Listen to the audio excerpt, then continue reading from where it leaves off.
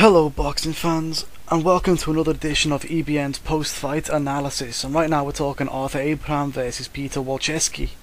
And that fight just happened, and the scorecards in this fight were very lopsided considering it was a close fight. 118, 109, 118, 109, and lastly 119, 108. And right now at this point I want to ask you how you had that fight, because I did not have it like that at all. In fact, I've come up with the conclusion: if you want to beat Arthur Abraham in Germany, you have to have the CSI crew come and confirm his body is lifeless in the centre of the ring just to win a split decision. Right now I'm going to go through how I saw the fight, and firstly we're going to move on to the first two rounds, and I actually gave them to Abraham, not by much, just because he was throwing the flashiest shots, he was throwing the hooks. I'm not sure if many of them were landing, to be perfectly honest, for two reasons. One, the camera angle I was watching on was a bit wank, and two, I've had quite a few Coors Light tonight, and I don't need to drink that much, but let me tell you one thing, I can definitely judge fights pissed better than a lot of these judges that were at ringside tonight. Moving on to the next two rounds, and that was rounds 3 and 4. I scored them both for Piotr Wilczewski, based on that his forward movement, his variety of shots landed, the fact that he was pumping out the jab, and the fact that Arthur Abraham was doing very little to win the fight. Round 5 was one of those rounds. It was a 10-10 round for me, or a 10-9 Piotr Wilczewski round. You see, Abraham done his usual thing where he doesn't throw many punches, but the punches he throws seem to get scored as if they are 100 punches.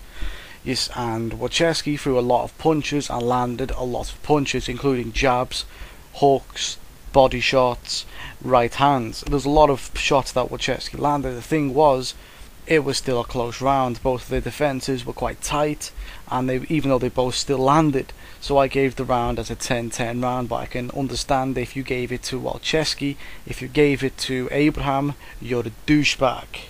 Moving on to round 6, I think most people gave that round as a 10-9 round to Wilczewski, but like I said on my Twitter page, which is in the description, I said, to prove how shit German judges are, I bet round 6 goes to Abraham based on the 6 to 10 body shots that all landed on the arms of Wilczewski.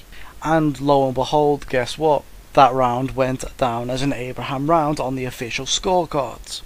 Round 7, moving on to that, was a 10-8 round in favour of Abraham. He was winning the round in my opinion, and all of a sudden the referee jumps in the middle of, well, I don't know what happened really. It looked like Wilczewski turned Abraham moaned about it, and then the referee took a point off Wilczewski, and I don't know what it was for. I don't think Wilczewski knew what it was for, and Abraham was just pleased. So that round was one that brought it back, in my opinion. That was the one that brought it level, at least in terms of the whole fight. Round 8, moving on to that one, was another good round by Abraham. That was a good round for him. However, he did land a low blow that clearly the referee just ignored. Like I said, the referee was a total wanker in this match. But then back to the same old thing. Round 9 was for Piotr Wilczewski. The damage had been done through the referee being clueless. You know, it didn't matter what was happening then. Wilczewski was always chasing the fight. He had to up his work rate. He had to keep coming forward. He had to take more chances. And when you take more chances with such a power puncher who throws so little shots, such as Abraham, you're always running the danger of getting hit back. And therefore, just one punch seems to be doing it right now. You end up losing the round. Like I said anyway, round 10, we're moving on to that one. Wilczewski's round again. It was a good round for him. He outlanded Abraham by at least 4-1 shots. He did everything right. He was just brilliant in that round, you know. But that was his last good round in my opinion, and that put him ahead by 1. And then finally, the last two rounds, the round 11 was the best round of the whole fight for Abraham, where he almost had, you know, Wilczewski in trouble a few times. He landed good hooks, good shots, good power punches. It was the most punches he landed in the round as well. He switched well from head to body and switched back, you know. And then round 12, like I said, they were both shattered in that round. I can understand if you gave it to Wilczewski because he did come forward and try to push the fight in the final. except I thought Abraham may have landed a few more cleaner shots, and therefore I gave it to him. You know, overall, I think the judges were crap, and if I had been judging that fight at ringside, I would have gave it to Abraham by 1 round. Moving on to where both boxers should go from here, and I don't see where Wilczewski can go from here, you know. At his age of 33, and the 2 defeats he's just had, pretty much back to back, against DeGale and now Abraham. I don't see what he does from here. Maybe he regroups at domestic level and comes back to European level.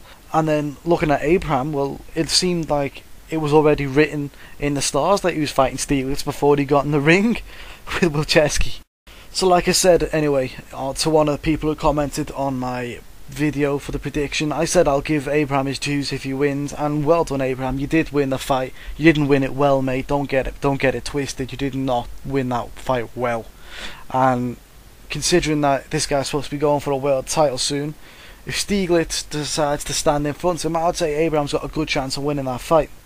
If Stieglitz decides to move and jab and actually box his way through the fight, I think it's Stieglitz's fight all night. Right now I'd say it's 75% in favour of Stieglitz right now. Looking at any other European or domestic level boxers that want to face Abraham, I wouldn't risk it. You're risking it for a biscuit. That's what you're doing. Basically fighting Abraham in Germany, unless you're going to murder him in the middle of the ring. If you can get a knife in the ring, or you can get a gun in the ring, go for it. But I don't think you can do it personally. It's not in the rule book, is it? And they're just going to rob you, you know. I've always said it, you know, Sauerland is the Don King of Germany. He fixes fights all the time, you know. Derek Chisora, Robert Helenius, you know, that was a very similar fight to that one, except Chisora clearly won that fight in my opinion. You know, this is the last thing I'm going to leave this on, and there's probably a lot of things that I should be talking about right now, but this is what I'm going to leave this on. If you're a boxer and you're listening to this, if you ignore everything I've said for the last 7 minutes, and this is the only thing you listen to, just never travel to Germany. Never go to Germany to fight, that is. Never go to Germany to fight, because you're just not going to get a fair shout on the cards. I said I expect Wilczewski to win this by a split decision or a unanimous decision based on if he gets a fair shout on the cards. And I was within 1 or 2 rounds of it. I think the referee pretty much sorted out my prediction right there. I thought, yeah, you know, on my card anyway, it'd have been a draw if the referee wasn't a total and utter douchebag. But he was.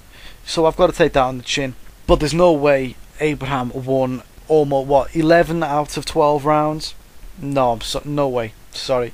No way in hell. So never ever travel to Germany to fight someone, because you will not get a fair shout on the card. We've seen it so many times before.